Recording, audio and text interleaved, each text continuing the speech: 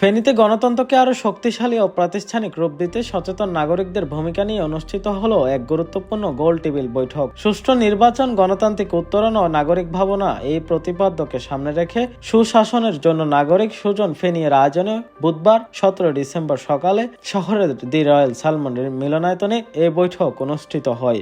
সকাল 10টায় শুরু হওয়া এই গোল টেবিল বৈঠকে বিভিন্ন শ্রেণী পেশার প্রতিনিধিত্বশীল নাগরিক, শিক্ষাবিদ, আইনজীবী, সাংবাদিক, সুশীল সমাজের নেতৃবৃন্দ ও তরুণ প্রতিনিধিরা অংশ নেন। আলোচনায় অংশগ্রহণকারীরা বলেন, একটি সুষ্ঠু ও গ্রহণযোগ্য নির্বাচনই গণতান্ত্রিক উত্তরণের মূল ভিত্তি।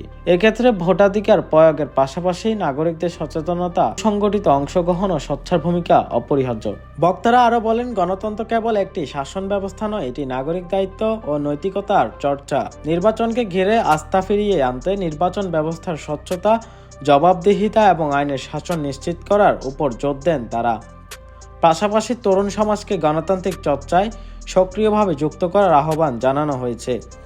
গোলটেবিল বৈঠকে মতামত ও প্রস্তাবসমূহ গণতন্ত্র শক্তিশালীকরণে, ভবিষ্যৎ পরিকল্পনা প্রণয়নে সহায়ক হবে বলে আশা প্রকাশ করেন আয়োজকরা।